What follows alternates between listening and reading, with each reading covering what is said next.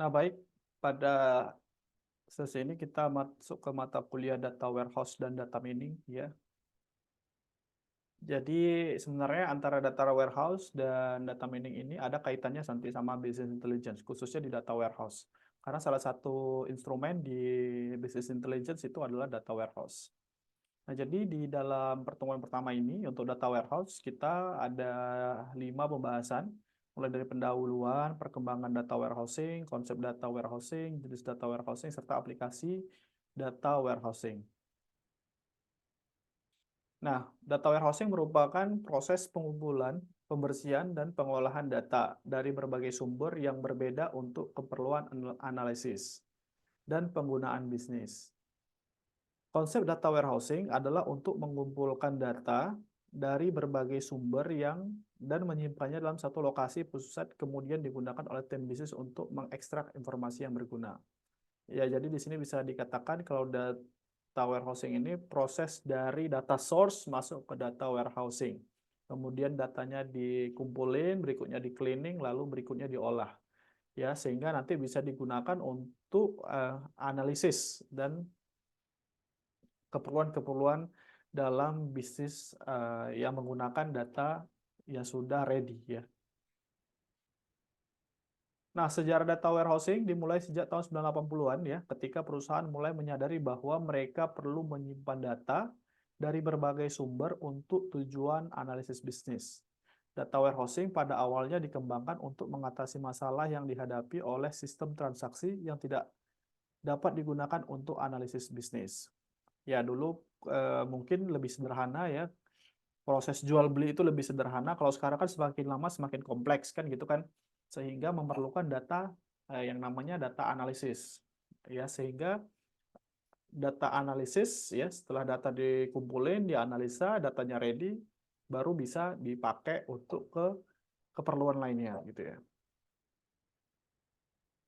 Nah, tahun 90-an, ya, tadi tahun 80-an ketika mulainya, berikut tahun 90-an, data warehousing mulai banyak digunakan di perusahaan untuk menyimpan data dari berbagai sumber, seperti sistem transaksi, aplikasi, dan lainnya. Bersama dengan itu, teknologi pengolahan data mulai berkembang, seperti teknologi yang memungkinkan data dapat diolah dengan cepat dan dapat digunakan untuk melakukan analisa bisnis. Ya, jadi data-data ini memang keperluannya soal bisnis ya, karena kan apapun ceritanya, proses satu bisnis untuk menghasilkan revenue, keuntungan, ya, memerlukan yang namanya keputusan-keputusan berdasarkan data.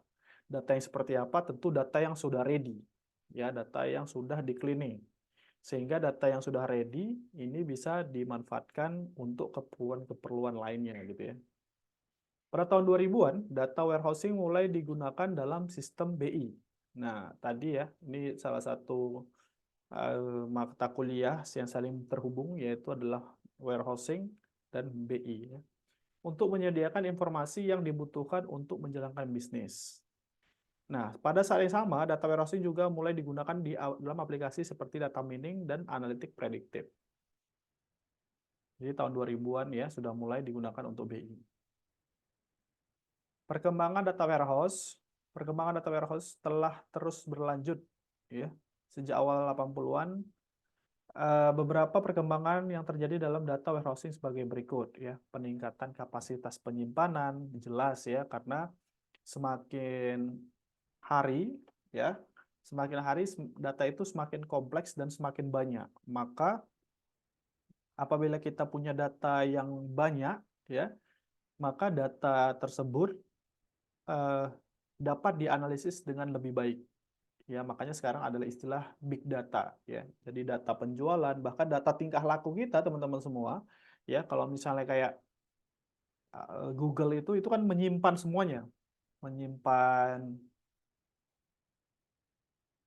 histori lokasi, menyimpan histori pencarian, menyimpan histori apa yang kita sukai, ya, sehingga data kita itu, ya, tingkah perilaku kita itu udah direkam oleh si Google Meta, ya, udah direkam, ya, sehingga mereka mau ngapain apapun untuk keperluan bisnis mereka, ya, itu mereka udah gampang aja sih, karena mereka punya data kita gitu, mereka punya cloningannya kita gitu.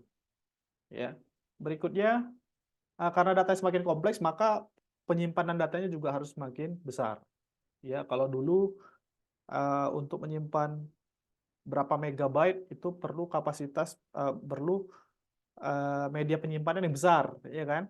Hard disk misalnya 500 GB itu besar, ya kan? Sekarang SSD 2 tera itu cuman segini kan, ya kan? Cuma segini 2 tera. Jadi itu. Berikutnya adalah peningkatan kecepatan pemrosesan. Jelas karena semakin berkembangnya teknologi, berkembang juga GPU, CPU ya, itu eh, tentu ya memberikan dampak yang signifikan dalam peningkatan kecepatan pemrosesan. Bentar ya.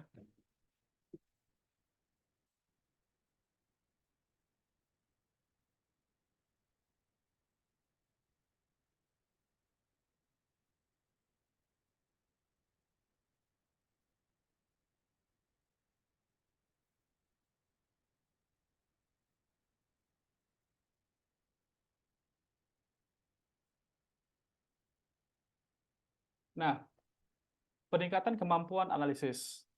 Semakin berkembangnya zaman, berkembang juga pengetahuan dan banyak juga aplikasi-aplikasi yang berkembang ya sehingga proses kemampuan analisa dan analitik menjadi lebih berkembang ya sehingga bisa jadi lebih cepat, bisa jadi lebih baik ya.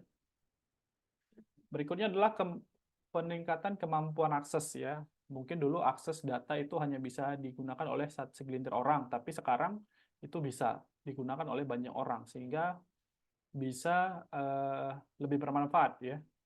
Contoh nih sederhananya kayak teman-teman semua misalnya mau jualan ya kan menggunakan digital marketing ya kan pakai Google atau Meta misalnya.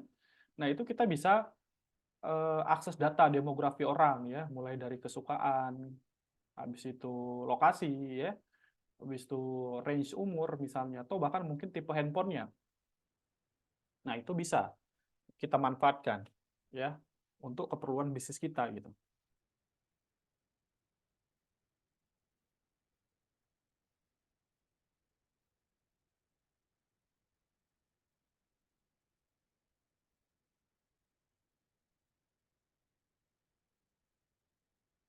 Ya.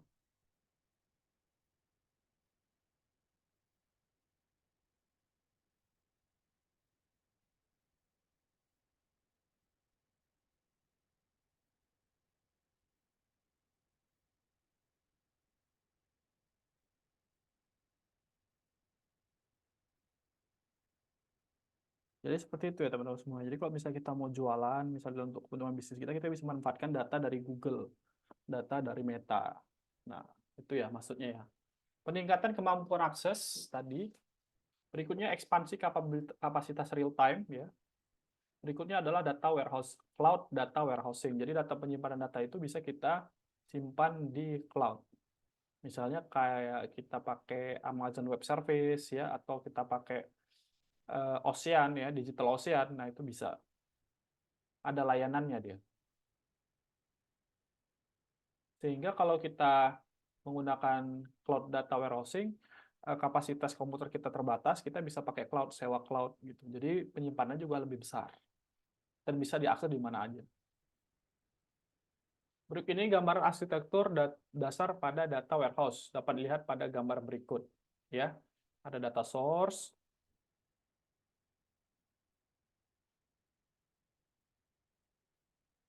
eh, data source-nya operating system ya. Ini staging area masuk ke dalam data warehousing, ada metadata, raw data, summary data ya. Masuk ke data marts, lalu masuk ke user untuk dianalisa, di reporting, bahkan mungkin di mining. Ini secara arsitekturnya ya. Nah,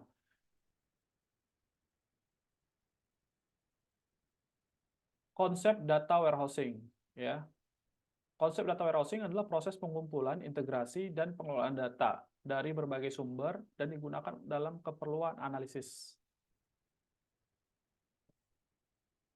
Ya, serta penelitian. Jadi data ini ya dikumpulin, diintegrasikan, dan dikelola untuk keperluan analisis dan penelitian. Beberapa konsep terkait data warehousing meliputi data integration, data cleaning, data transformation, loading, access, governance, di analisis data, BI ya, data mining, dan analytic predictive. Konsep terkait dengan data warehousing ya. Jadi ini adalah konsep-konsep yang menggunakan data warehousing.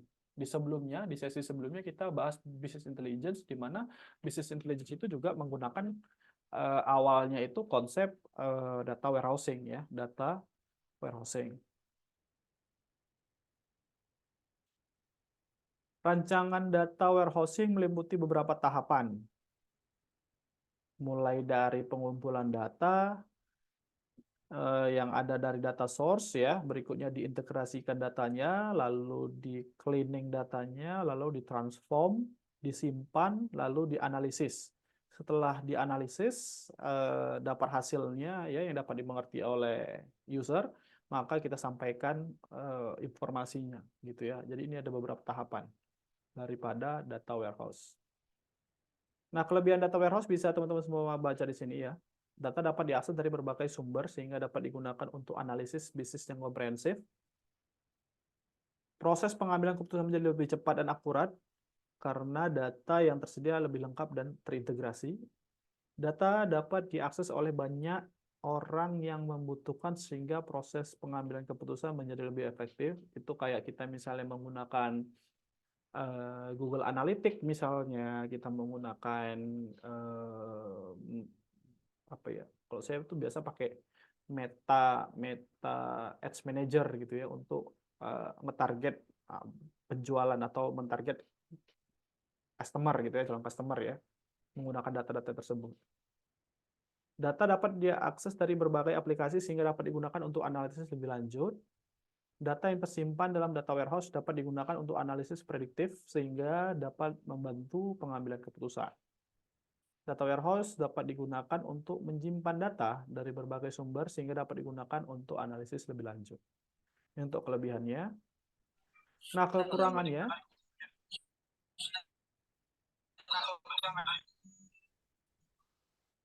kekurangannya proses pengumpulan data integrasi data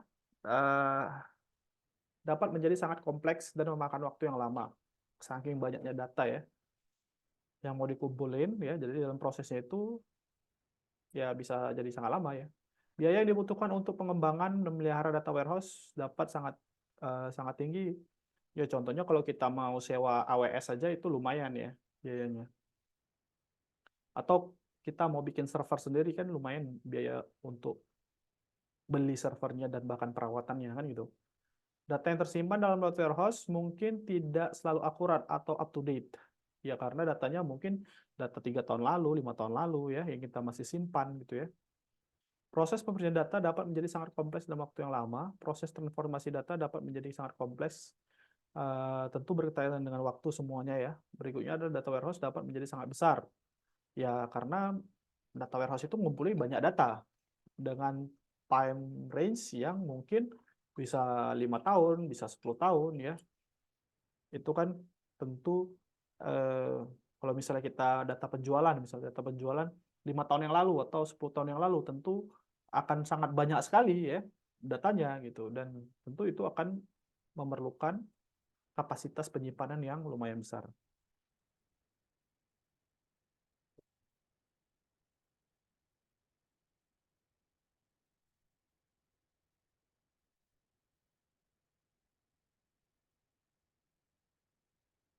Berikutnya adalah jenis data warehousing. Data warehousing ada berbagai jenis ya. Di sini mungkin ada 7 yang saya sampilkan.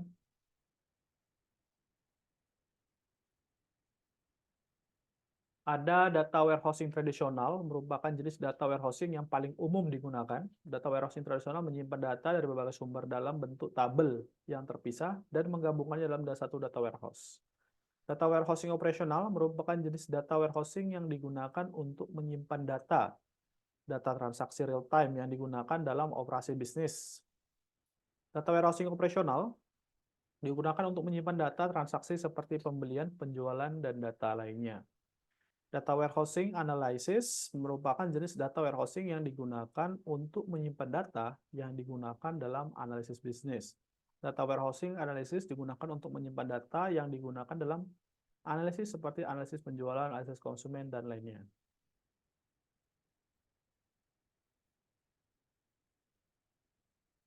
Data warehousing temporal merupakan jenis data warehousing yang digunakan untuk menyimpan data yang berhubungan dengan waktu. Data warehousing temporal digunakan untuk menyimpan data seperti data historis, data proyeksi, dan data lainnya. Ya, jadi kalau data temporal ini data yang sementara gitu ya.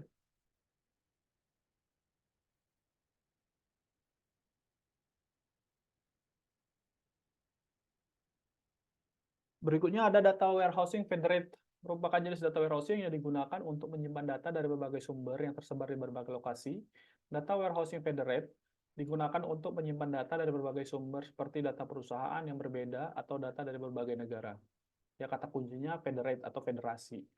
Data warehousing cloud adalah jenis data warehousing yang di-hosting di cloud, sehingga data dapat diakses di mana saja dan kapan saja. Data warehousing cloud menawarkan fleksibilitas dalam manajemen kapasitas, skalabilitas, dan biaya. Nah, ini saya bilang kayak AWS ya, Amazon Web Service tuh.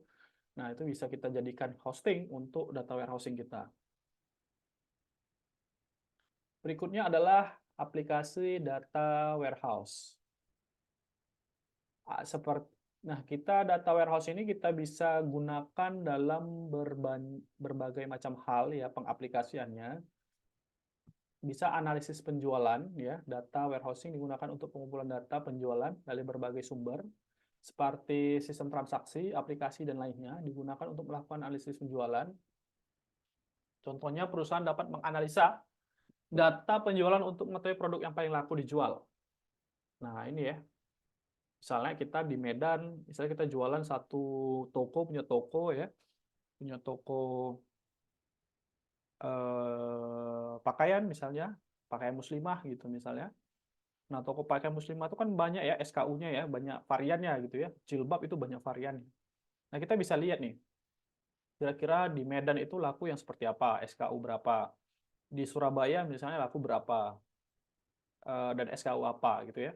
Nah, itu kita bisa ready-kan stok ya. Misalnya jenis produk A banyak dijual di Medan, laris di Medan. Produk B banyak laris di Jabodetabek misalnya. Maka kita tidak perlu stok yang B terlalu banyak di Medan, ya kan? Karena yang B lakunya ada di Jabodetabek, maka kita alihkan ke di Jabodetabek misalnya.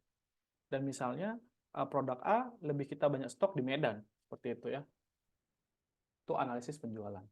Berikutnya adalah analisis konsumen. Data warehousing digunakan untuk mengumpulkan data konsumen dari berbagai sumber, seperti sistem transaksi, aplikasi, atau lainnya, dan digunakan untuk melakukan analisis konsumen. Misalnya, perusahaan dapat menganalisa data konsumen untuk mengetahui profil konsumen yang paling sering membeli produk mereka, dan menyesuaikan strategi pemasaran mereka sesuai profil tersebut. Ya, contoh ya, misalnya kayak laki-laki, misalnya gini, seorang yang usianya 25 tahunan ya, 25 sampai 30 misalnya kan, kerjaannya kantoran. Nah, kebutuhannya apa misalnya pakaiannya? Tentu beda antara pria yang kantoran dengan laki-laki yang bekerjanya di lapangan.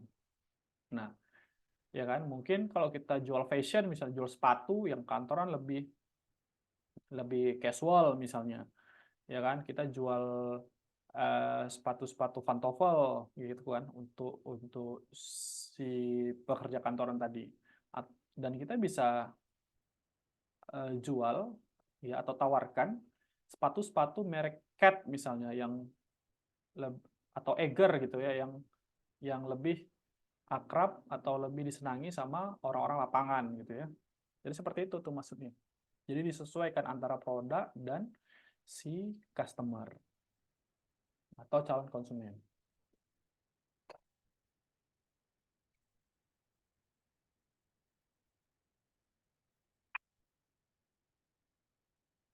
Berikutnya adalah analisis biaya. Data warehousing digunakan untuk mengumpulkan data biaya dari berbagai sumber, seperti sistem transaksi, aplikasi, dan lainnya. Dan digunakan untuk melakukan analisis biaya. Contohnya, perusahaan dapat menganalisis data biaya untuk mengetahui bagian dari bisnis mana yang menghabiskan biaya terbanyak, dan mengambilkan tindakan untuk mengurangi biaya tersebut. Contoh misalnya, ya, terjadi banyak banyak pengeluaran dana misalnya untuk pembelian kertas HPS. Kenapa? Ternyata setelah dianalisa, HPS orang kalau ngeprint ya untuk misalnya formulir persetujuan approval misalnya kan banyak salah di sana gitu ya. Atau slip gajinya banyak salah. Sehingga udah di print salah. Kan itu akan membuang kertasnya gitu kan. Nah, ternyata itu kesalahan yang kelihatannya kecil, ternyata kalau dikumpuli dalam waktu setahun bisa banyak juga gitu ya. Nah, hasil analisa tersebut setelah dapat datanya, wah ini boros nih sekian ratus juta misalnya untuk pembelian HPS saja gitu ya. Nah, kita bisa gantikan dengan e-sign misalnya atau tanda tangan digital sehingga nggak perlu lagi ngeprint, nggak perlu lagi kita HPS, cukup e-sign saja gitu ya, sehingga mengurangi pembelian daripada penggunaan HPS-nya gitu. Jadi seperti itu ya. Nah, ketahuan tuh bocornya di mana. Berikutnya adalah analisis finansial. Data warehousing digunakan untuk mengumpulkan data finansial dari berbagai sumber, seperti sistem transaksi aplikasi lainnya, dan digunakan untuk melakukan analisis finansial. Contohnya, perusahaan dapat menganalisa data finansial untuk memahami kinerja keuangan perusahaan dan mengambil tindakan untuk meningkatkan kinerja keuangan. Tentu ini yang sangat krusial ya, analisis finansial dalam satu perusahaan. Dan datanya kompleks. Nah, diperlukanlah data analisis yang bermula dari data warehouse. Termasuk juga analisis risiko. Data warehousing digunakan untuk mengumpulkan data risiko dari berbagai sumber, seperti sistem transaksi, aplikasi, dan lainnya. Dan digunakan untuk melakukan analisis risiko, misalnya perusahaan dapat menganalisis data risiko untuk mengetahui risiko yang dihadapi perusahaan dan mengambil tindakan untuk memitigasi risiko tersebut. Ya, jadi banyak aplikasinya ya daripada data warehousing ya. Data warehousing itu intinya adalah mengumpulkan data serta datanya dibersihkan, di cleaning sehingga menjadi satu data yang ready yang bisa dimanfaatkan untuk proses pengambilan keputusan.